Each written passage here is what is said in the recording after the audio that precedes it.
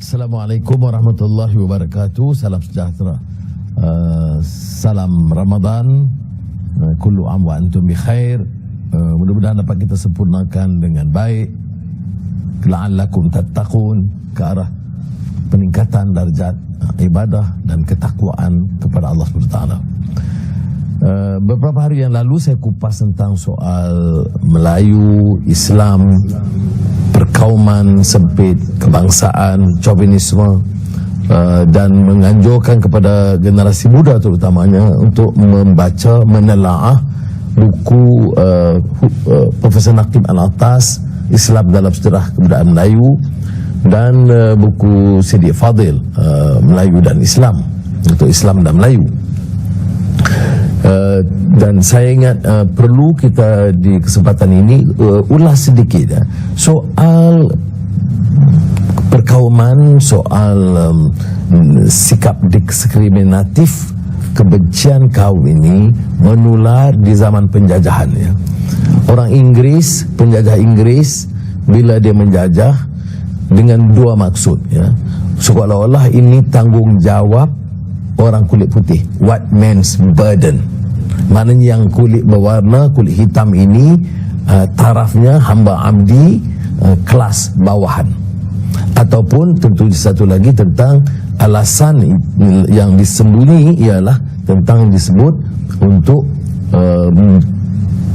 tanggungjawab mereka memberi kefahaman dan dakwah Kristian. Dan ini dikupas dengan begitu baik yang kita tahu dalam sejarah, mulanya oleh Du Bois tentang color. Ini pemimpin kulit hitam sejak tahun 1901. Kemudian satu kupasan yang dianggap tour de force, satu kajian yang menggemparkan dunia ilmiah, bila seorang profesor dari University Columbia, Edward Said, Palestin, Christian, yang menulis Orientalism, yang menunjukkan bagaimana orang kulit putih ini menganggap yang lain semua ini the other. Mereka ini budaya mereka, bahasa mereka, agama mereka, semuanya itu kelas rendahan. Yang atas itu orang kulit putih. Ini menjajah. Tetapi bukan setakat itu, mereka menjajah rupa dan jiwa. Ini mengingatkan saya apa yang pernah diungkapkan oleh Syekh Muhammad Al-Ghazali, mengatakan isti'mar ruhi wa fikri. Dia jajah negara, tetapi turut dijajah itu minda, sehingga kan orang-orang elit ini yang kulit putih, budaya barat, sistem barat itu semuanya murni dan meremehkan budaya sendiri, khazanah sendiri, bahasa sendiri. Ini dikupas dengan begitu baik oleh Edward Said dalam Orientalism, dan banyak buku-buku lain. Kalau tahun 70-an kita lihat Frantz Fanon. Akibat daripada penjajahan ini disebut pedagogy of the oppressed. Orang yang tertindas itu merasa kagum dengan budaya orang yang menindas. Aneh kan? Ini Ibn Khaldun ada juga sebut teori ini. Bila negara itu gagah, takluk, negara kecil, maka yang terjajah itu rasa kagum, hebat. Ini yang berlaku di negara kita, di mana elit penguasa pada masa itu, masyarakat semuanya rasa kagum dengan penjajah, dan hanya dengan semangat kebangkitan kebangsaan barulah dapat dirubah. Itu pun setelah berjaya, kadang-kadang yang Melayu itu sikap Mat Saleh itu lebih berat daripada orang Inggris. Mereka awal tak suka bahasa Melayu, tak suka budaya, hidup dengan budaya Inggris semuanya. Saya tidak menentang kalau yang baik, bahasa ke apa, tidak jadi masalah. Tetapi yang saya nak sebut ini faktor psikologis. Dan kebetulan bulan Ramadan ini saya terima dua buku baru yang meneruskan wacana ini, kerana naratif itu tidak berakhir. Ada orang anggap bahawa sikap perkauman, sikap diskriminasi atau stereotip tentang kaum lain dan bangsa lain itu sudah berakhir. Tidak. Ada dua buku yang diperkenalkan oleh yang diterima ya. Pertama, Angela Saini, Superior, The Return of Race Science. Maknanya sains kaum ras ini tidak berakhir. Dia masih lagi menyeludup sehingga akan membekas dalam dunia sains dan dunia ilmu. Dan buku kedua ialah oleh Jennifer Eberhardt, Bias, The New Science of Race and Inequality. Dan buku ini sebenarnya meneruskan wacana tidak semestinya yang baru ya, tetapi memberi penjelasan tentang perkembangan mutaakhir, di mana umpamanya diberi contoh. Kalau dilihat di museum Inggris terkenal, British Museum, kalau lihat umpamanya ya, perubahan-perubahan itu ya dari zaman dahulu kala, dan perubahan itu dengan moden, barat, penjajahan, barulah yang lain itu dapat berkembang. Jadi masih lagi terperangkap dengan pemikiran usang dan prasangka. Ada satu ulasan buku yang menarik ya, Membunuh Mitos, Killing a Myth, oleh rakan saya Scott Jordan dalam Critical Muslim yang terakhir, Relics, yang mengupas dua buku ini. Tetapi yang menunjukkan apa ya, dalam dunia kalau kita tidak prihatin, tidak sedar, maka mitos ini membekas. Lihat umpamanya buku Syed Hussein Alatas, Mitos Pribumi Malas, The Myth of the Lazy Native, yang diterjemahkan Mitos Pribumi Malas. Now, ramai yang fikir, bukan saja orang Cina, sebahagiannya orang Melayu, ya, orang Inggris yang katakan pribumi malas. Padahal kalau kita baca Jose Rizal, pejuang kebangsaan Filipina, lebih 100 tahun lalu telah menulis tentang the indolence of the Filipinos. Itu prasangka yang ditanam oleh penjajah Spanyol, ya. Tak bagi dia modal, tak bagi dia kesempatan, kemudian miskin, tidak ada motivasi untuk berkembang, maka dihukum mereka malas. Ini kalau saya nak kembangkan umpamanya, pada satu ketika UMNO sendiri menerbitkan buku dengan menggunakan pengalaman sarjana-sarjana revolusi mental.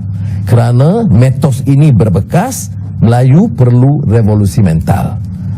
Jadi revolusi mental itu skop dia apa? Rakyat Melayu ini semuanya perlu direvolusikan, ya. Maknanya lemah, malas, tak tepat waktu, tetapi tak disalahkan pemerintah, ya. Pemimpin yang malas, yang rasuah, yang bongkak, yang menindas, itu tidak menjadi faktor. Pada pendapat kami, seperti mana diulas oleh ramai sarjana, termasuk dalam mitos pribumi malas, The Myth of the Lazy Native, oleh Profesor Hussein Alatas, itu bahawa tanggungjawabnya adalah tanggungjawab pemerintah memberikan prasarana, kemudahan, modal, mutu pendidikan yang baik, mutu kesihatan yang baik, dan memaksa mereka bekerja, ya. Anak Melayu di kampung dengan sekolah biasa, dengan anak Melayu yang masuk MRSM atau Kolej Melayu, itu tentunya dengan kemudahan dan suasana persekitaran baru, mereka boleh terangkat. Maka bagi Bumiputera, ya, yang kita bahaskan ialah kemudahan, peluang, opportunities, ya, kepada ramai supaya berkembang, bukan untuk memperkayakan 2-3 kerat anak-anak dan kroni. Ini yang berlaku dalam negara kita selama puluhan tahun. Bila bercakap soal Melayu, Bumiputera yang diperkayakan itu 1-2 Tan Sri, Datuk Sri. Tapi yang kita nak tekankan ialah perbanyakkan kemudahan, tingkatkan mutu pendidikan, mutu prasarana kesihatan, supaya dapat diberikan peluang, dan peluang perniagaan pun bagi golongan yang di bawah yang memerlukan bantuan. Dan untuk ini, kalau kita juga menyentuh rakan-rakan kita di kalangan masyarakat Cina, India, termasuk yang di Sabah, Sarawak, ya, suku-suku kaum Iban, Kadazan, Suluk, Murut, Dusun, Melanau. Kalau kita berikan peluang kepada mereka, itu tidak merugikan dan akan mengangkat peluang kita. Tetapi prasangkanya ada. Kalau sebut sekarang pun bekas, kita terhadap India, India terhadap Melayu, Melayu terhadap Cina, Cina terhadap Dayak. Jadi ini yang kita warisi daripada sistem penjajah, dan ini yang dikupas oleh beberapa buku yang saya sebutkan tadi. Ada satu kupasan yang agak aspek lain, iaitu seorang pengarang kulit hitam, Afro-American, yang terkenal, ya, yang menulis seolah berbicara kepada anaknya yang sangat menyayang. Seorang sahabat saya, dia mendengar audio bacaan daripada Ta-Nehisi Coates, Between the World and Me. Ini buku yang ditulis, saya baca beberapa tahun yang lalu. Dia bicara kepada anaknya tentang soal ras, prasangka kaum, kebencian terhadap kaum, permusuhan terhadap kaum. Kalau kita faham ini, kita boleh faham mengapa Islam sebagai satu din sangat menolak keras kebencian terhadap kaum dan meremehkan orang lain. Baik, saya terus dengan Ta-Nehisi Coates dulu, ya, dan izinkan saya baca daripada teks asal buku ini, ya. But all our phrasing, race relations, racial chasm, racial justice, racial profiling, white privilege, even white supremacy serves to obscure that racism is a visceral experience, that it dislodges brains, block airways, rips muscles, extracts organs, crack bones, break teeth. You must never look away from this. You must always remember that sociology, the history, the economics, the graphs, the charts, the regressions all land with great violence upon the body. Dia menikam terus ke tusuk kalbu bagi yang ada orang yang ada perasaan. Ini dia mencerita kepada anaknya bagaimana bicara soal kaum, kononnya keadilan kaum, meletakkan semua data-data dan angka-angka ikut kaum. Ini sebenarnya menutup satu kenyataan bahawa apa yang berlaku dalam sistem menindas di Amerika Syarikat itu sebenarnya seluruh fisik itu, orang kulit hitam yang punya sejarah jutaan orang dijadikan hamba abdi. Kita tahu cerita Kunta Kinte dalam The Roots oleh Alex Haley. Semuanya itu terkesan. Jadi kalau kita bicara faham tentang apa yang pernah dikupas oleh Alex Haley, The Roots ini, ya, sama seperti mana yang dibuat oleh Ta-Nehisi Coates. Sosiologi, sejarah, ekonomi, dan semuanya sebenarnya adalah satu hantaman asakan terhadap badan. Sebab itu jangan kita tinggalkan sakit baki prasangka permusuhan ini. Ya, bukan saja masalah orang Melayu, ya. Saya tahu ada orang Cina yang pandai yang begitu, ada orang India begitu, bukan saja orang Inggeris. Tetapi saya tanggungjawab kita memperingatkan, kerana kalau apatah lagi kalau kita ni orang beragama Islam, kita tahu bahawa itu kesilapan. Saya ingat masa saya kecil-kecil, kalau kawan-kawan saya gelap sikit tu, saya panggil, Pak Hitam. Ada anak saudara saya tu gelap sikit, saya panggil dia Pak Hitam. Saya cakap, ya saudara, seronok, gurau.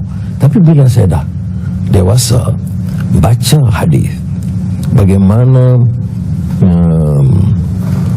pengalaman Bilal yang hitam legam bibir tebal dari Habasyah, asal hamba abdi, yang dipanggil oleh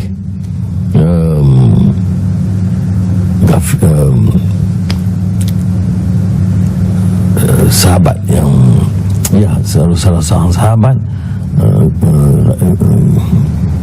Allahumma shalli alaihi wasallam, Yabna Sauda, hai anak orang kulit hitam. Memang betul pun, dia anak orang kulit hitam, kita panggil dia hai anak kulit hitam. Tetapi sudah fikir, apakah dia menghina, apakah dia bergurau, apakah dia serius atau tidak? Kenyataan itu disanggah 3 kali oleh Rasulullah SAW. Ya. Dan dianggap Bilal itu ahlil baiti. Islam mengajar kita begitu. Seorang hamba yang dimerdekakan dianggap oleh Rasul sebagai ahli keluarga aku. Dan Bilal ini kemudian, ya saya ingat, daripada Abu Dzar Ghifari, ya, yang menanya, yang menyebut perkara ini. Dan Abu Dzar ini sahabat yang mulia, yang tahap tingkatnya begitu. Sebabnya kita pun begitulah juga. Anak Pak Hitam. Aduh, saya terpaksa jumpa dah puluh tahun lepas kemudian itu, jumpa anak saudara saya kata,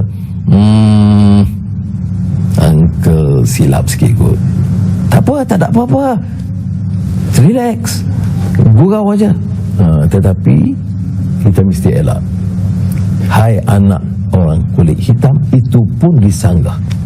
Bagaimana kita dalam budaya kita sekarang boleh hina orang, cerca orang, maki orang, hina kaum?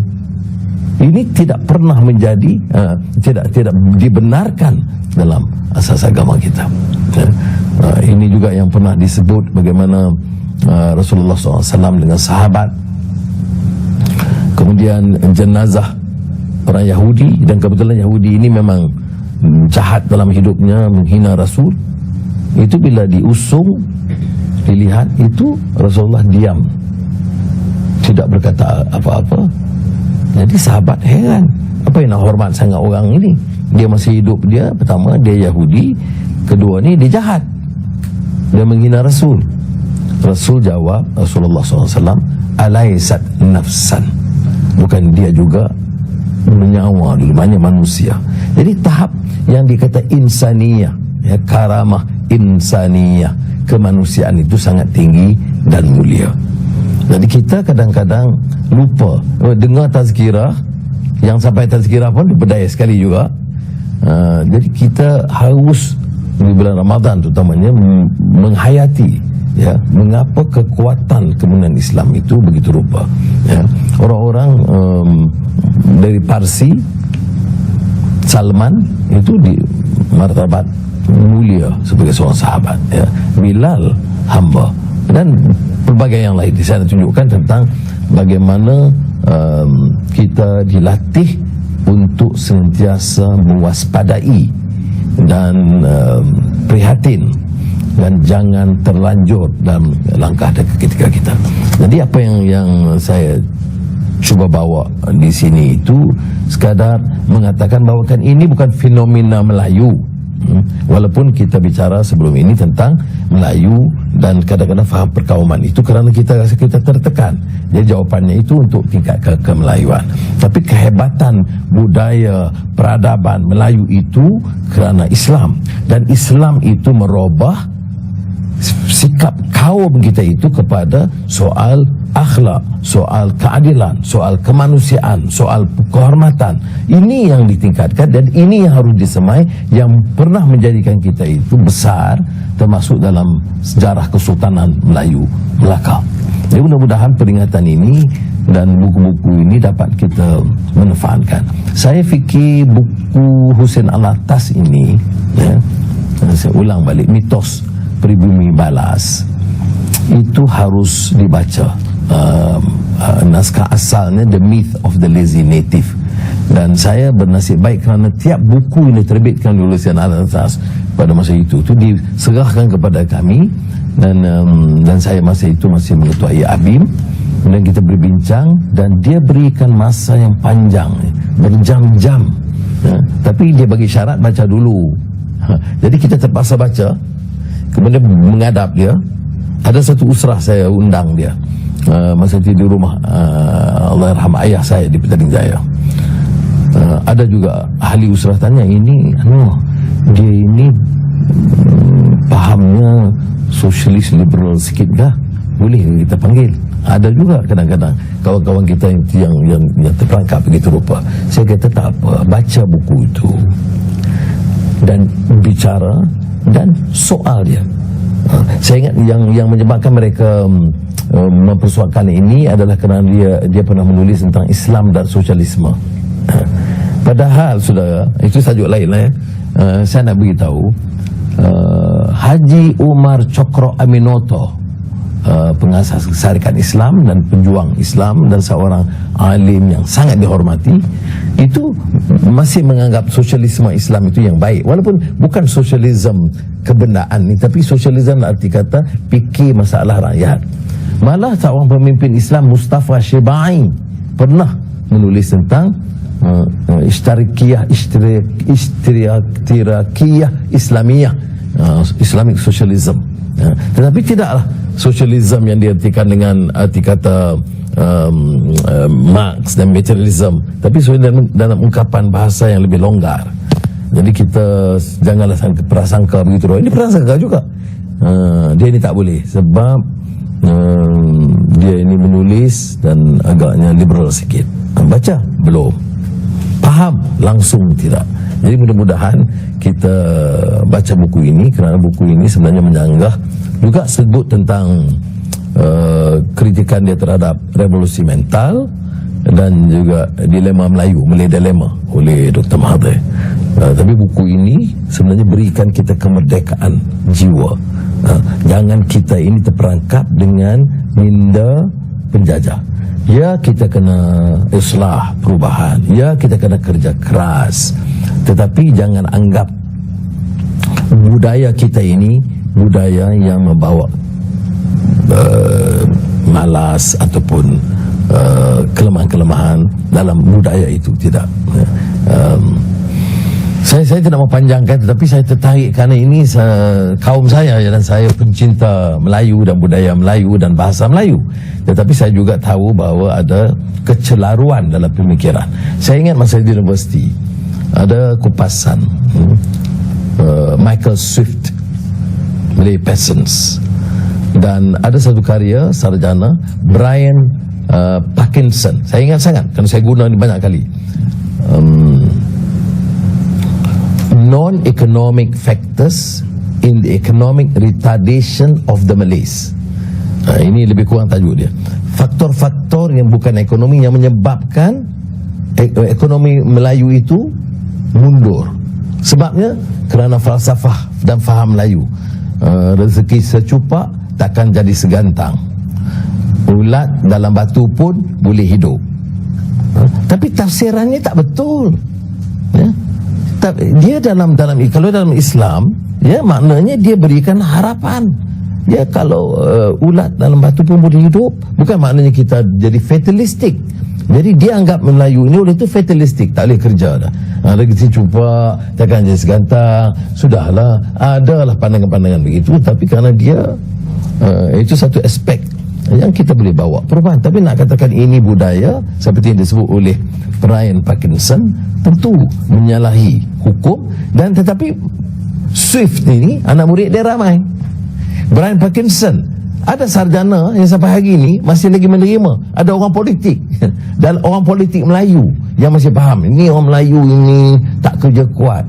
Yang tak kerja kuat tu menteri, gaji tinggi, kerja kurang. Janganlah serang orang di bawah ni. Jadi saya harap ini akan membantu kita untuk memberikan keyakinan bahawa budaya, khazanah kita dan agama kita itu boleh membentuk kita menjadikan lebih baik.